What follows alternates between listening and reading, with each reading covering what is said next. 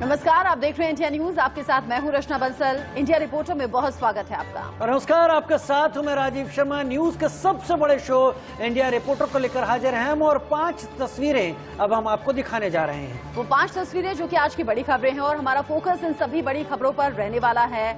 India news के reporter इन सभी बड़ी खबरों पर अपडेट आप तक पहुंचाएंगे। 5 तस्वीरों में आप देखिए दिन भर की ये बड़ी खबरें, इन्हें विस्तार से समझने की कोशिश होगी। लेकिन उससे पहले इन खबरों के साथ हम बड़ी खबर पर भी नजर डाल लेते हैं। शुरुआत इन तस्वीरों के साथ हम कर रहे हैं जहां पर शिवसेना और एनसीपी के बीच में मुलाकात को लेकर सुगबुगाहट अब तेज हो गई है। बड़ी बात यह है कि सामना में लेख के बाद महाराष्ट्र सरकार में मतभेद भी अब खुलकर सामने आ रहे हैं। ऐसे में सवाल ये कि क्या वाकई अमित शाह और शरद पवार के बीच मुलाकात हुई है। वहीं दूसरी ओर शरद पवार की शाह से हुई मुलाकात को लेकर अटकलें लगातार लगाई जा रही हैं। महाराष्ट्र सरकार में मतभेद तो सामने आ गए हैं, लेकिन शाह पवार मुलाकात पर एक सस्पेंस इसलिए क्योंकि अमित शाह ने साफ किया कि सारी बातें सार्वजनिक की जाए, ऐसा भी नहीं हो सकता। महाराष्ट्र की गठबंधन सरकार में मतभेद के बीच एक बड़ी अटकल लगातार सामने आ रही है। अटकल ये है कि क्या गृह मंत्री अमित शाह और शरद पवार के बीच में कल अहमदाबाद में कोई मीटिंग हुई है। एनसीपी ने मुलाकात का खंडन किया। एनसीपी का कहना है कि मुलाकात की खबरें गलत हैं। शरद पवार कल मुंबई में थे और गुजरात का दौरा पहले से प्लान था। एनसीपी भले ही सफाई दे रही हो, लेकिन अगर अमित शाह कह रहे हैं कि हर बात सार्वजनिक नहीं की जा सकती, तो बात कुछ फंसी हुई यहाँ पर नजर आ रही है। शरद पवार ने क्या वाकई अमित शाह से मुलाकात की है, क्योंकि कहा यह जा रहा है कि मुलाकात हुई है, सार्वजनिक नहीं की जा रही है। 40 मिनट तक बातचीत दोनों के बीच में हुई है। हालांकि क्या बातचीत हुई है, क्या मुलाकात को लेकर वाकई कोई ऐसा क्लू मिल सकता है, ये सभी खबरें अभी अटकलों के बाजार को गर्म कर रही है। क्योंकि बड़ी खबर यह है कि अमित शाह शरद पवार की मुलाकात नहीं हुई। एनसीपी ऐसा कह रही है। अमित शाह ने प्रेस कॉन्फ्रेंस में यह कहकर अटकलों को हवा जरूर दी कि हर बात को सार्वजनिक नहीं किया जा सकता। शाह ने बयान पवार से मुलाकात के बारे में पूछे गए सवाल पर दिया। दरअसल ये चर्चा थी कि कल शरद पवार और प्रफुल्ल पटेल अहमदाबाद में थे और एक फार्म हाउस पर अमित शाह के साथ उनकी 40 मिनट तक बातचीत हुई है।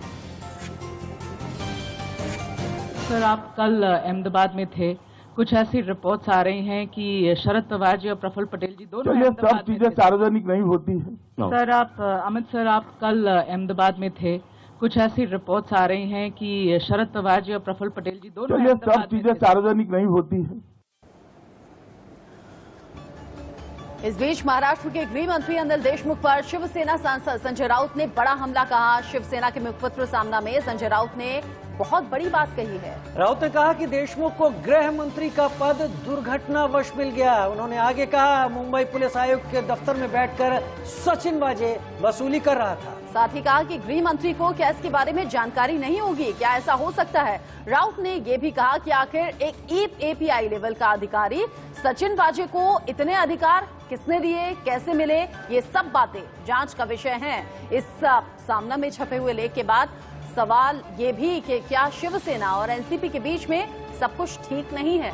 यही सबसे बड़ा सवाल कि क्या अंदर खाने सब कुछ ठीक चल रहा है या उस पर भी सवाल है।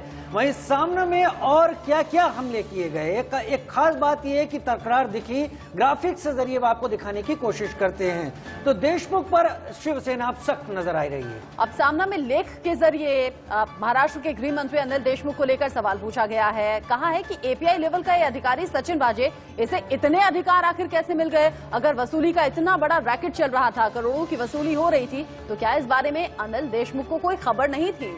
बड़ा सवाल कि क्या गृह मंत्री को इसकी जानकारी नहीं होगी अगर वाजे वसूली कर रहा था। और इससे भी बढ़कर सबसे खास बात यह कि अनिल देशमुख को दुर्घटनावश गृह मंत्री का पद मिल गया, एक्सीडेंटल होम मिनिस्टर कहा गया है।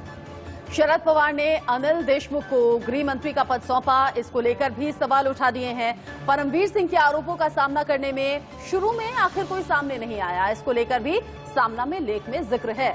क्योंकि घूम फिरकर शिवसेना अघाड़ी सरकार का जो नेतृत्व कर रही है, परमवीर के आरोपों के बाद वही घेरे में आ रही थी। लिहाजा सामना में हमला एनसीपी पर किया गया कि अनिल देशमुख ने कुछ सीनियर अफसरों से बेवजह पंगा लिया या तकरार की। इस पंगे का जिक्र परमवीर सिंह के लेटर की तरफ इशारा करता है। अनिल देशमुख ने कुछ सीनियर अफसरों से बेवजह पंगा ले लिया। अगर ये सामना में लेख में कहा गया है तो सीधा सीधा सा मतलब यह है कि अनिल देशमुख क्या वसूली के बारे में जानकारी नहीं रखते थे? एपीआई लेवल का अधिकारी उसे इतने अधिकार कैसे दे दिए गए? और उसी का नतीजा रहा कि परमवीर सिंह ने लेटर लिखा। बेवजह कैमरे के सामने जांच का आदेश जारी करना अच्छा नहीं है, ये भी कहा गया है। और सामने में हमला करते हुए ये भी लिखा गया कि 100 सुनार की एक लोहार की। गृह मंत्री का हमेशा बर्ताव कुछ इस तरीके से होना चाहिए।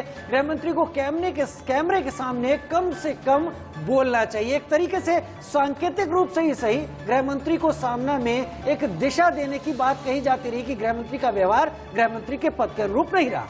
साथ ही कहा कि पुलिस विभाग का नेतृत्व सिर्फ सल्यूट लेने के लिए नहीं होता है, और भी कई भूमिकाएं होती हैं, कई दायित्व होते हैं।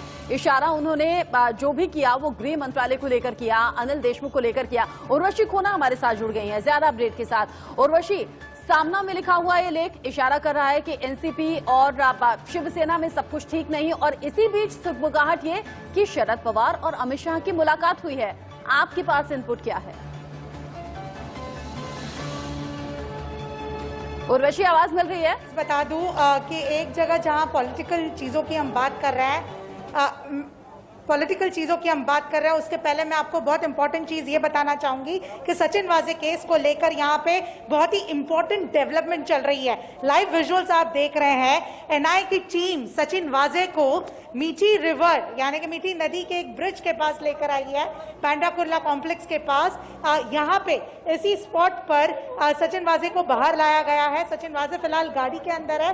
कुछ देर पहले इन्हें बाहर ले आया गया था, जहाँ पे सचिन वाजे ने फिंगर पिन पॉइंट कर वो स्पॉट बताया है जिधर सचिन वाजे ने hard disk, digital video recordings और ऐसे कई इंपॉर्टेंट सीसीटीवी फुटेजेस है जो क्रूशियल एविडेंस है पूरे केस को लेकर, वो जो है इस नदी में डुबाकर नष्ट करने की कोशिश की। 11 गोताखोर यहाँ पे अंदर है फिलहाल, जो जगह जगह पे ढूंढ रहे हैं, वो पूरा लोकेशन ढूंढ रहे हैं कि किस तरह से कहाँ पे जो है लैपटॉप्स, सीपीयू, हार्ड डिस्क और ऐसी कई अलग जगह चीजें हैं जो यहाँ से बरामद हुई है। 1 घंटे से ज्यादा ये सारे गोताखोर इसी मीठी नदी के अंदर थे।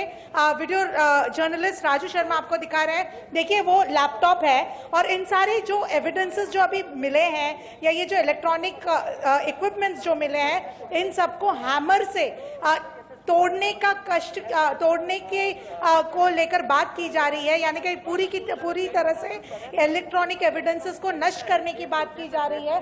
देखिए एक के बाद एक, पहले लैपटॉप है, फिर सीपीयू है, प्रिंटर्स है, 2 नंबर प्लेट्स, सेम नंबर के 2 नंबर प्लेट्स मिले हैं। ऐसी कई चीजें बरामद हुई है अंदर से। ठीक है उर्वशी, और भी आप बनी रही है हमारे साथ। हमारे दर्शक जो अचानक इस लाइव के दौरान आपकी रिपोर्टिंग के चलते इस बात को जान पाए कि क्या कुछ मीठी नदी पर हो रहा है, तो बड़ी खबर ये कि सचिन वाजे को अब मीठी नदी पर एनआईए लेके गई है। एनआईए वाजे को मीठी नदी पर लेकर पहुंची। गोताखोरों ने कई चीजें वहां से निकाली हैं। एनआईए का सर्च ऑपरेशन चल रहा है। उर्वशी खोना यही जानकारी हम तक पहुंचा रही है। एनआईए की टीम ने जो गोताखोर नदी में उतारे, उन्होंने डीवीआर, सीपीयू, लैपटॉप, प्रिंटर, ये सब कुछ जब्त किया है। Urvashi, over to you.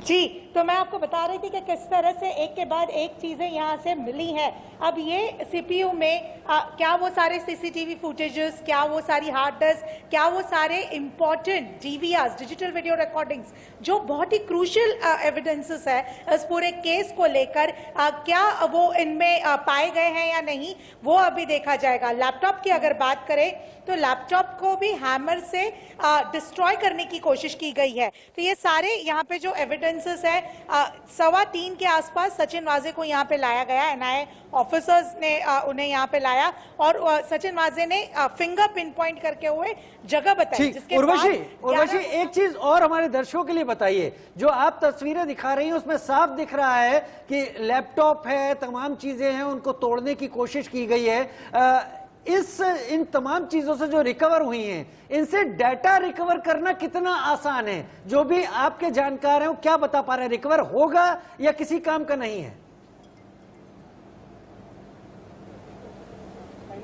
हर जो इक्विपमेंट हमें दिखाई दे रहा है वो हर इक्विपमेंट का अलग अलग अंदाजा होगा, क्योंकि जैसे कि मैं लैपटॉप देख रही हूँ तो लैपटॉप को ऊपर से डिस्ट्रक्ट करने की कोशिश की है, पर अगर हाँ अंदर का जो बोर्ड है वो अगर पूरी तरह से सुरक्षित है और सिर्फ ऊपर से ही हैमर मारा है तो शायद वहां से रिकवर हो सकता है। वहीं ये भी बहुत इंपॉर्टेंट है कि ये सारी चीजें पानी में गई है, तो बहुत जाहिर सी बात है पानी में जब इलेक्ट्रॉनिक डिवाइसेस जानी है तो डिस्ट्रक्शन भारी मात्रा में हुआ है। इसके अलावा ये सारे जो इक्विपमेंट्स पाए गए हैं इनकी वीडियोग्राफी भी की गई है ताकि कहीं पे भी ऊपर नीचे कोई चीज ना हो। और एक इम्पोर्टेंट चीज जो मैं भूल गई, एक मोबाइल कवर मिला है जिसके पीछे लेडी का एक फोटो मिला है। अब वो कितना इस पूरे केस से जुड़ा हुआ है या नहीं ये जांच का विषय है, इन्वेस्टिगेशन का पार्ट है, पर ये सारी चीजें उसी स्पॉट से जिधर सचिन वाजे बाहर आकर उंगली वही सचिन वाजे उर्वशी जो शुरुआत में पूछताछ में सहयोग नहीं कर रहा था, लेकिन जब एनआईए का दबाव पड़ा आता है सचिन वाजे साथ में और फिंगर पॉइंट करके उसने बताया कि यहाँ सब सामान फेंका गया, सबूतों को नष्ट किया गया और अब धीरे धीरे सब कुछ रिकवर करके नदी से बाहर निकाल लिया गया है। हालांकि उर्वशी जैसे बता रही है पानी में रहा है, बहुत कम चांसेस हैं कि उससे सबूत रिकवर कर लिए जाएं। नजर आप बनाए रखिएगा उर्वशी, आगे जो भी अपडेट होगा दर्शकों तक हम पहुंचाएंगे। फिलहाल शुक्रिया इस अपडेट को हम तक पहुंचाने के लिए। बहुत छोटा